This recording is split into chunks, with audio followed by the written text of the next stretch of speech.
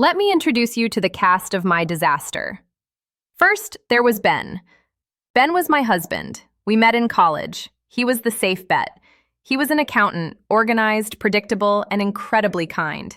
He was the type of man who had a spreadsheet for our vacation budget. He was the type of man who mowed the lawn on Saturday mornings at exactly 9 a.m. I loved him. I really did. But it was a quiet love. It was a love like a warm blanket. Comfortable, necessary, but not exciting. Then there was the house.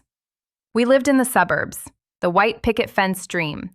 We had the golden retriever. We had the dinner parties with other couples where we talked about mortgage rates and renovations. From the outside, my life was perfect.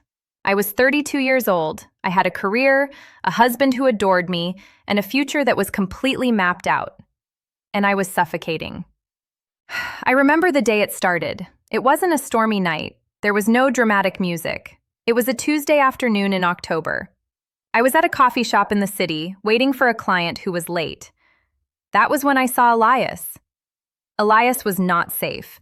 Elias was everything I had spent my 20s avoiding. He was an artist, a photographer I had met briefly years ago at a gallery opening.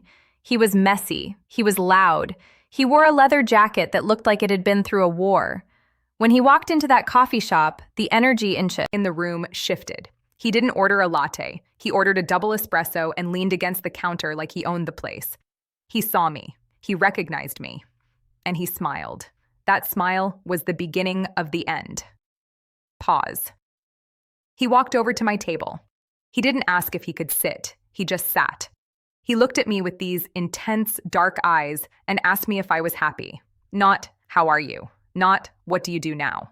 He asked, are you happy? It was such a rude question. It was intrusive, but it disarmed me. I opened my mouth to say, of course I am. I am married. I have a house. I have a dog. But the words got stuck in my throat. Because looking at him, I realized I hadn't felt a spark of genuine electricity in 5 years. We talked for 2 hours. I missed my client meeting. I didn't care. Talking to Elias was like driving a convertible on a highway at midnight with the headlights off. It was dangerous. It was exhilarating. He talked about travel, about art, about passion. He didn't talk about mortgages. He didn't talk about lawn care. He made me feel like I was the only person in the world.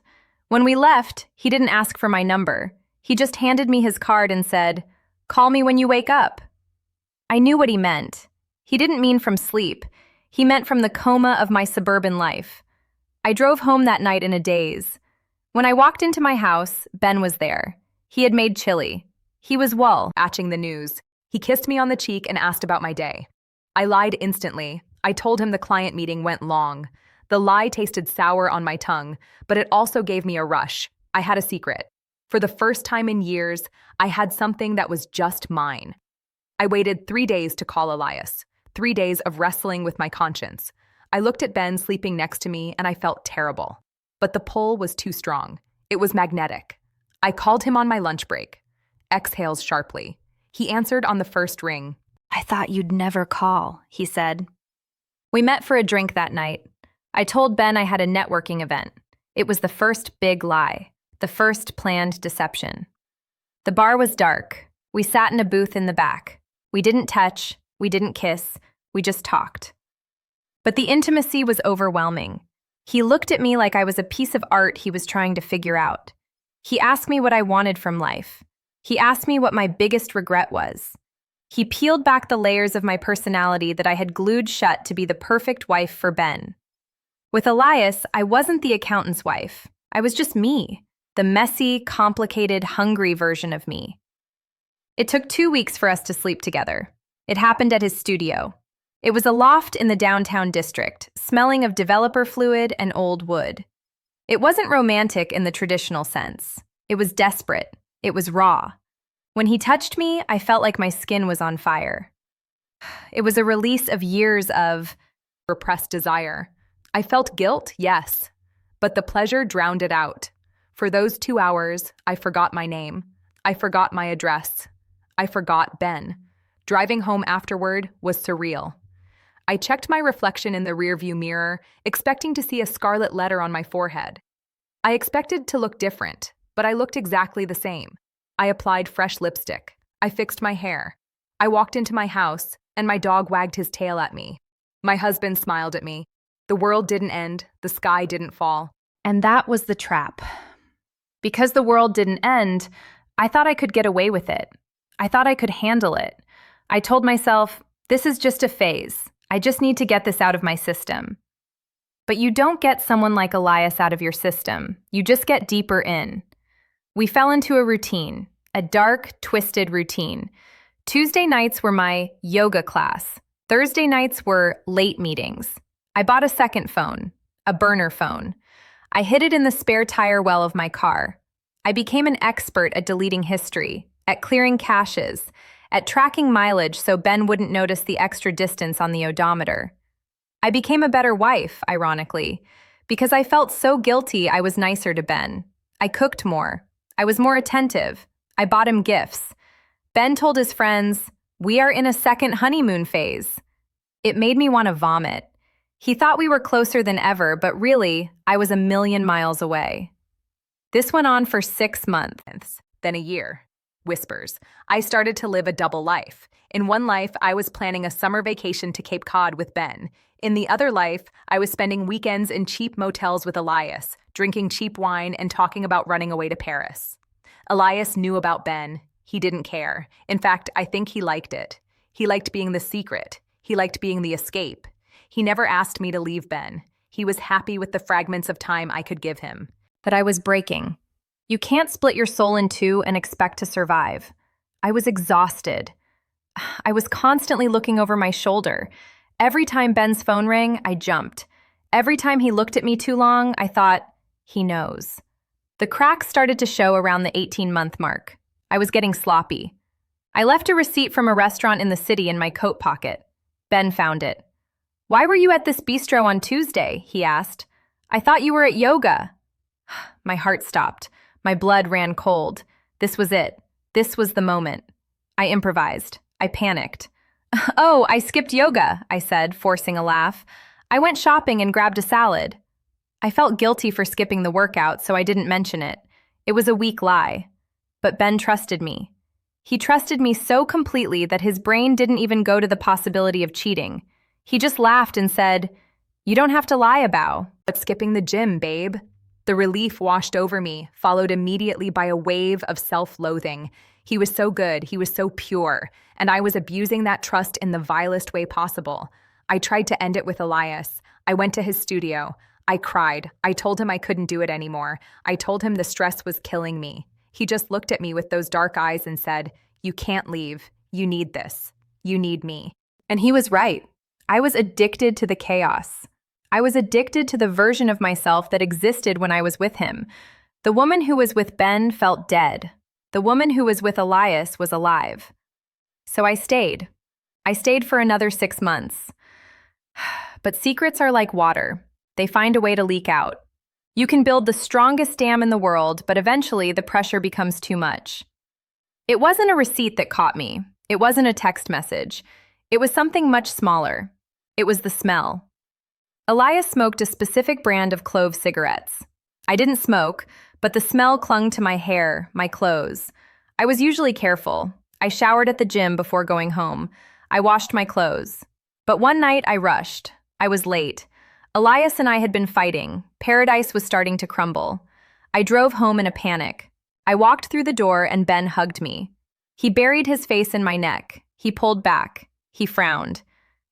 "You smell like cloves," he said. I froze. I could have said I walked past a smoker. I could have said anything. But in that moment, looking at his confused, innocent face, I just couldn't do it anymore. The weight of 2 years of lies crushed me. My knees gave out. Crying. I didn't confess right then. I mumbled something about a coworker. I went to the bathroom and locked the door. I looked at myself in the mirror. I looked old. I looked tired. I looked like a stranger. I knew it was over. I knew I had to make a choice. Not between Ben and Elias, but between living a lie and facing the truth. That night, lying in bed next to Ben, staring at the ceiling, I realized something terrifying. I didn't love Elias. I used Elias. I used him to escape the boredom of my own life. And I didn't love Ben enough to protect him from myself. I was the villain in everyone's story, including my own. The next morning, Saturday, the day Ben usually mowed the lawn. The sun was shining. It was a beautiful day, the kind of day where nothing bad should happen. I sat Ben down at the kitchen table. He was drinking coffee from his favorite mug, the one with the chip in the rim. "We need to talk," I said. The words hung in the air, heavy, final.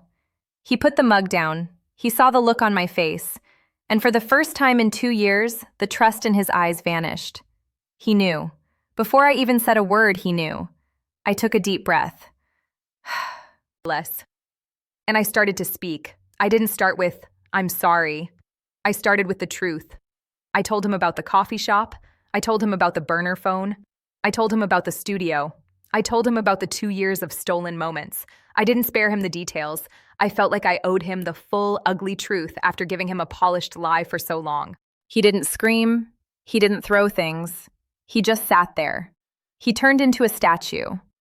As I spoke, I watched the light go out of his eyes. I watched the man I had married wither away, replaced by someone broken. When I finished, the silence was louder than any scream. He stood up quietly. He walked to the sink and poured his coffee down the drain. He turned to me and said 7 words that I will hear in my nightmares until the day I die. "I wish you had just killed me." He walked out of the kitchen. He walked out of the house. He got in his car and drove away. I was left alone in the house I had suffocated in. But now, without Ben, it didn't feel like a prison. It felt like a tomb. I called Elias. I told him Ben knew. I expected him to come over. I expected him to say, "Finally, we can be together." But Elias didn't say that. Elias said, "Whoa, that's heavy. I think I need some space." And just like that, the dupe. Life collapsed. The fantasy of Elias evaporated the moment it collided with reality. He didn't want a real relationship with real problems and divorce lawyers. He wanted the fun. He wanted the secret. Sighs. So here I am. 2 years later, I lost the house. I lost the dog. I lost the friends we shared. Ben moved to another state. I haven't spoken to him since the divorce was finalized. I heard he remarried. I heard she is nice. I hope she is. I hope she appreciates the safety he offers. I hope she loves the way he mows the lawn on Saturdays. I live in a small apartment now. It's quiet. I don't date. I don't trust myself to date. I made this video because I know there are people out there right now living the life I lived. You have the burner phone. You have the deleted messages. You think you are smarter than everyone else. You think you can balance 2 worlds without them crashing into each other. You are wrong. The crash is coming. And when it happens, you won't just lose your partner. You will lose yourself. You will look in the mirror and you won't recognize the person staring back. If you are on the edge, if you are at that coffee shop thinking about taking the card, don't. Go home. Tell your partner you are unhappy. Scream it if you have to. Go to therapy. Or leave. Leave with your dignity intact. Don't do what I did.